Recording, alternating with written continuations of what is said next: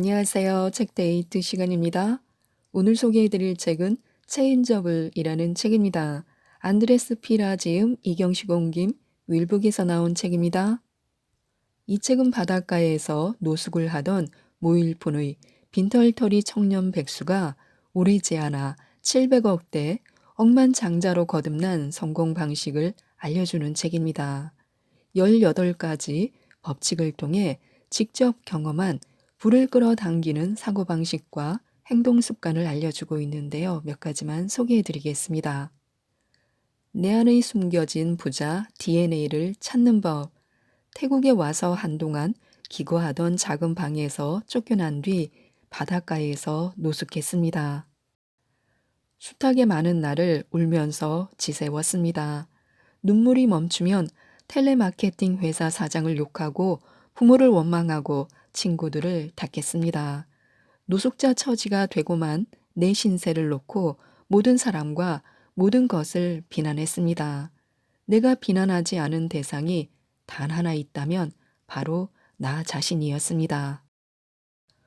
어느 날 오후였습니다. 백사장에 앉아 있는데 배가 몹시 고팠습니다. 어떻게 하면 먹을 것을 구할 수 있을지 필사적으로 생각했습니다. 그 지역에서 얼굴을 아는 모든 사람에게서 이미 돈을 빌렸고 갚지 못했습니다. 나는 친구에게 전화했습니다. 싸구려 방이라도 얻도록 도와달라고 간청했습니다. 친구는 잠자코 듣기만 하더니 돈으로는 도와줄 수 없고 이메일로 전자책을 한 권 보내주겠다고 했습니다. 그 책이 나에게 분명 도움이 될 거라고 했습니다. 나에게는 돈이 필요했고 다른 무엇보다 돈을 원했습니다. 돈이 있어야 먹을 것도 구하고 방도 구할 수 있었습니다. 그런데 책이라니 도무지 믿을 수 없었습니다. 너무나 당황스러웠습니다. 그래서 고맙다고만 하고 전화를 끊었습니다. 화가 나서 미칠 것 같았습니다. 친구라는 녀석이 도움을 주겠다면서 하는 말이 책을 한 권 보내겠다니. 그러다 문득 책이 있으면 할 일도 없는 저녁 시간에 바닷가에서 앉아서 보내는 시간이 덜 지루하겠다는 생각이 들었습니다. 그래서 바로 그날 밤부터 읽기 시작했습니다. 친구가 보내준 책은 바로 론다 번의 시크릿이었습니다. 시크릿이라는 책을 읽었거나 들어본 사람이라면 내가 그 바닷가에서 곧바로 어떤 진리를 깨우쳤으리라고, 적어도 그 책이 내 인생의 전환점이 되었으리라고 기대할지 모르겠습니다. 그러나 사실과 다릅니다. 이 책에 대한 내 첫 반응은 비현실적이다, 완전히 쓰레기다 였습니다. 친구에게 얼마나 화가 났는지 분노를 친구 대신 책에다 마구 쏟았습니다. 긍정적으로 생각하라, 시각화하면 결국 얻을 것이다. 나는 그 책에 담긴 이론이 틀렸음을 입증하기로 마음먹었습니다. 그 책의 가르침들을 토시 하나 빠뜨리지 않고 그대로 실천하리라. 그래서 그 가르침들이 잘못되었다는 사실을 증명하리라. 책에 나와 있는 대로 나는 먼저 원하는 것들을 시각화하기 시작했습니다.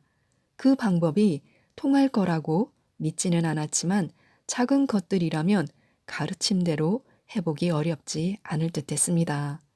먼저 커피 한 잔을 떠올렸습니다. 그리고 백사장에 수건을 깔고 앉아 눈을 감은 채 누군가 따뜻하고 맛있는 커피 한 잔을 준다면 기분이 얼마나 좋을지 깊이 생각하는데 집중했습니다. 그로부터 이틀 뒤였습니다. 여전히 백사장에 앉아 있는데 제트스키를 타던 관광객이 다가와서 말했습니다.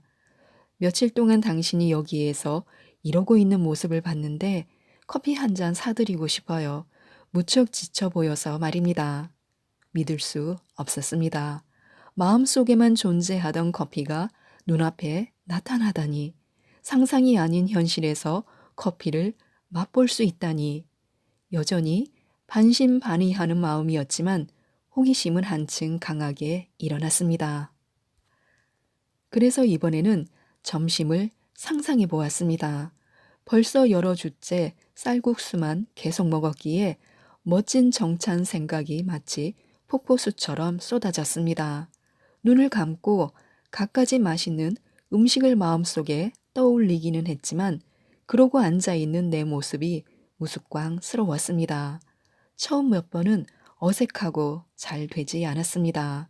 어쨌거나 커피로 성공한 기억을 되살리면서 계속 노력했고 마침내 멋진 점심을 먹는 날을 느낄 수 있었습니다. 어쨌거나 커피로 성공한 기억을 되살리면서 계속 노력했고 마침내 멋진 점심을 먹는 날을 느낄 수 있었습니다. 그리고 며칠 뒤에 내가 일했던 호텔에서 알던 직원을 우연히 만났습니다. 안녕 안드레스, 오랜만이야. 잘 지내? 내가 점심 살게. 이럴 수가. 이게 통하는 건가? 아니면 그냥 우연인가? 두 번이나 시각화에 성공했지만 여전히 확신할 수 없었습니다. 그래서 이번에는 좀 더 크고 복잡한 것을 놓고 시도해 보기로 했습니다. 맨 먼저 일자리를 생각했습니다. 취직을 해서 돈을 벌고 그 돈으로 안락하게 잠을 잘 수 있는 방을 구하고 날마다 샤워를 하고 옷도 깨끗하게 빨아 입을 수 있다면 부모님이 흐뭇하게 여기며 자랑스러워할 생활을 한다면 기분이 얼마나 좋을지 상상 속에서 시각화하기 시작했습니다. 물론 새로운 일자리를 얻으면 얼마나 행복할지 느끼면서 그냥 바닷가에 앉아서 기다리기만 하지는 않았습니다. 원하는 바가 구체적으로 떠오른 이상 행동으로 옮겨야 했습니다. 이틀 동안 온 동네를 돌아다니면서 일자리를 알아보았습니다. 둘째 날에 마침내 부동산 사무실의 판촉 사원으로 관광객들에게 광고용 카탈로그를 나눠주는 일을 얻었습니다. 그리고 몇 달 동안 열심히 일한 뒤 뒷마당에 작은 정원까지 딸린 작지만 멋진 집을 구할 수 있었습니다. 변화의 스위치가 켜진 것은 그때부터였습니다. 내가 읽는 책들이 제시하는 여러 가르침을 내 삶에서 녹여내고자 노력하기 시작했습니다. 생각을 예전과 다르게 해서 마침내 내 인생을 스스로 통제할 수 있게 된 걸까? 아니면 그때까지는 다른 생각을 하지 않음으로써 내 인생에 대한 통제권을 스스로 포기하고 살았던 걸까? 무엇이 맞는지는 중요하지 않습니다. 다르게 생각하기 시작했다는 단순한 행동이 중요할 뿐입니다. 나는 날마다 삶에 대한 새로운 발견을 했습니다. 사람들이 쓴 책에서는 성취하고자 하는 것이나 경험하고자 하는 것, 또 가지고자 하는 것을 명상하며 떠올리고 내 잠재의식을 전환하는 방법을 배웠습니다. 나는 날마다 내가 설정한 목표를 적어 집과 사무실 곳곳에 붙여 놓았습니다. 이윽고 일상에서 여러 가지 변화가 빠르게 나타나기 시작했습니다. 생활은 예전과 완전히 달라졌습니다. 매일 아침 정원에 앉아 내가 설정한 목표들과 실현하고자 하는 일들을 머릿속으로 시각화하면서 하루를 시작했습니다. 출근길에는 긍정적인 생각을 큰 소리로 말했습니다. 마침내 내 인생을 스스로 통제한다고 느꼈으며 이런 깨달음 덕분에 점점 더 열심히 더 많은 행동을 실천했습니다. 돈을 끌어당기는 목표 설정의 6가지 기술이 있습니다. 돈을 끌어당기는 원리는 바로 인생에서 자기가 무엇을 원하는지 정확하게 아는 것입니다. 성취하고 싶은 특정한 목표를 설정하고 그 목표가 자신의 인생에서 어떤 의미를 가지는지 또 얼마나 중요한지 스스로 명확하게 알아야 합니다. 목표를 마음 한가운데 두고 새로운 기회가 올 때마다 목표를 향해 움직이는 것이 바로 성공의 열쇠입니다. 이 책의 저자는 삶을 바꾸기로 마음먹은 이후에 잭 캔필드, 조 비테일, 브라이언 트레이시, 나폴레온 힐 등 성공의 대가들이 쓴 책을 읽고 그들이 마련한 세미나에 참석하기도 했습니다. 그러면서 성공한 지도자들과 부자들 사이에 특정한 공통점이 있음을 깨달았는데요. 그들은 자기 목표를 구체적으로 설정하고 적어두었다고 합니다. 이 책의 저자는 고등학교 중퇴자로 부자로 태어나지도 않았으며 노숙자 생활을 했고 파산자였으며 우울증 환자였습니다. 이런 한계가 있었지만 지금까지 믿을 수 없을 정도로 큰 성공을 거두어 왔습니다. 다른 사람들과 별다를 게 없던 평범한 사람인 저자가 그토록 재산과 기회를 끌어모을 수 있었던 건 철저히 목표에 집중하고 스스로 엄격한 규율을 지켰기 때문이었습니다. 목표 설정은 이처럼 생각보다 강력한 힘을 발휘합니다. 돈을 끌어당기는 목표 설정의 구체적인 방법이 있습니다. 첫째, 인생에서 원하지 않는 것들을 모두 적는 것입니다. 둘째, 더 쓸 게 없으면 맨 마지막에 있는 항목 아래에 옆으로 길게 줄을 긋습니다. 셋째, 다른 종이에 방금 쓴 내용을 토대로 자신이 원하는 것을 적습니다. 예를 들어 첫 번째 단계에서 가난하게 살고 싶지 않다라고 적었다면 다시 부자로 살고 싶다라고 적는 것입니다. 또 외롭게 살고 싶지 않다라고 적었다면 사람들과 좋은 관계를 맺으며 살고 싶다라고 적으면 됩니다. 넷째, 이번에는 구체적으로 오늘 무엇을 시작할 수 있을까를 생각해 볼 차례입니다. 인생에서 자신이 원하는 바를 각각 구체적으로 열거한 뒤에 이를 이루려면 무엇을 해야 할지 질문을 던지는 것입니다.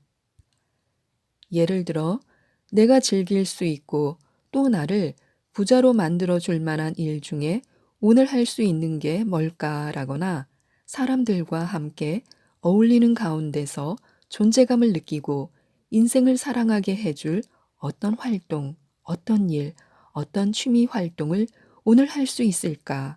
또 나를 건강하게 유지해 줄 어떤 운동이나 어떤 활동을 오늘 할 수 있을까라고 정리해 보는 것입니다.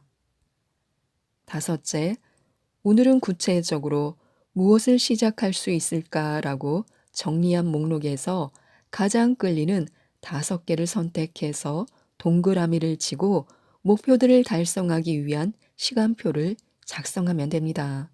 그 다음 나머지 5개를 선택해서 똑같이 합니다. 이렇게 모든 항목의 실천 시간표를 마련하고 마감 시한을 설정하는 것입니다.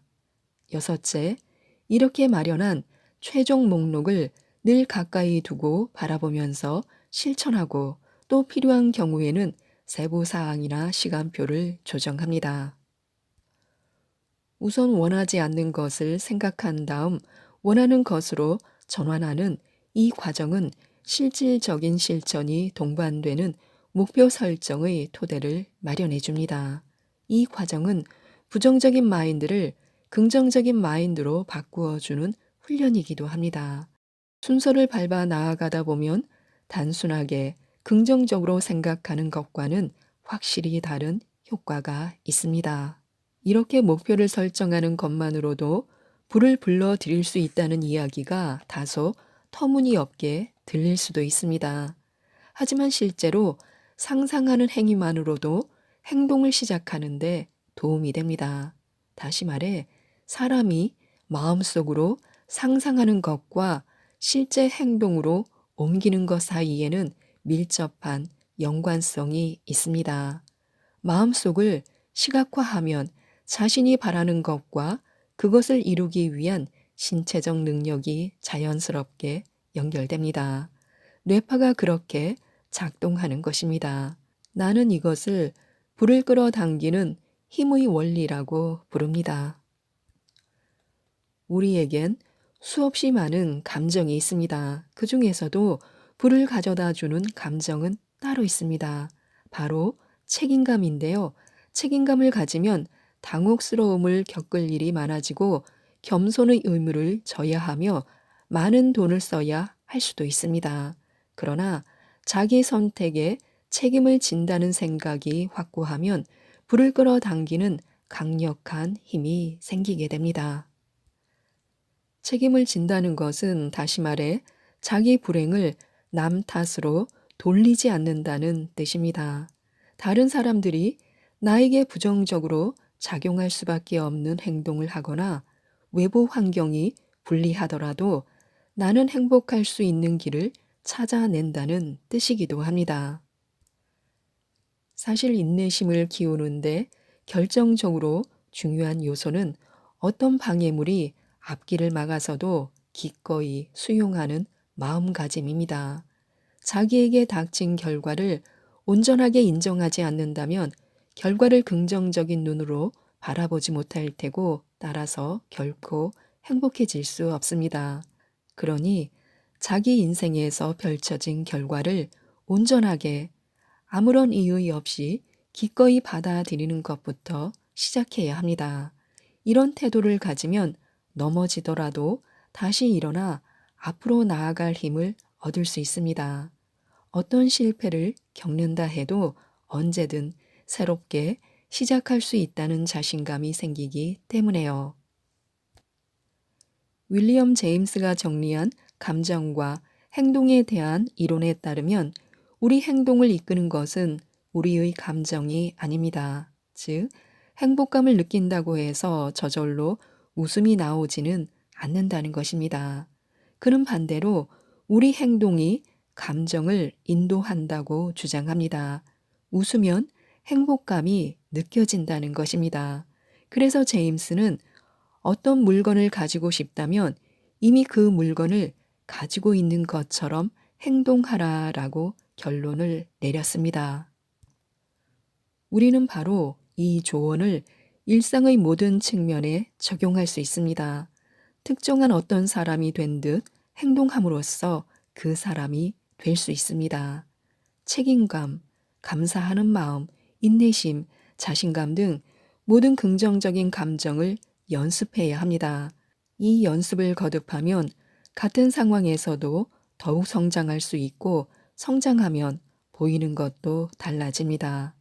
작은 성공을 쌓으며 점차 성공한 사람이 되어 간다는 사실을 잊지 말고 계속해서 시련을 긍정적으로 해석하기 위한 노력을 해야 합니다. 감정도 연습하면서 더욱 단단하게 내 것으로 만들 수 있습니다. 감사하는 습관이 불러오는 일들이 있습니다. 나는 시각화를 연습하면서 감사하는 마음을 어떻게 훈련하는지 배웠습니다. 감사는 성공한 사람들 대부분이 권하는 강력한 개념입니다. 감사가 성공해서 필수 덕목이라면 나도 그 사람들처럼 감사를 내 생활에 적용해야만 하는 이유와 방법을 올바르게 알아야겠다고 마음먹었습니다. 내가 발견한 감사의 열쇠는 가지지 않은 것 대신 가진 것으로 초점을 바꾸는 방식이었습니다. 그 뒤로 모든 게 달라졌습니다. 어느 순간 나는 나에게 주어진 모든 것에 고마워하고 있었습니다. 날마다 감사하는 방법을 배우다 보니 기회로 통하는 많은 문이 저절로 열렸습니다. 생활 속에서 감사를 적용하는 방법을 연구하고 실천하자 내 인생이 완전히 업그레이드 되었습니다. 감사를 실천하기 시작한 건 노숙자로 살면서 부동산 회사 카탈로그를 나누어 주고 다닐 때였습니다. 나는 내가 가진 모든 것에 대해서 감사하고 내가 가지지 않은 것에 대한 걱정은 딱 끊었습니다. 그러자 하루가 다르게 삶이 좋아지기 시작했습니다. 땡볕 아래에서 카탈로그를 나눠주는 사람에서 영업사원이 되었고 영업부장이 되었고 나중에는 영업이사가 되었습니다. 이 모든 일은 거의 2년 만에 이루어졌습니다. 감사하는 마음을 가지기로 했다면 본격적으로 실천해 보시기 바랍니다. 먼저 하루에 10분 정도 감사하기를 실천할 시간을 선택해야 합니다.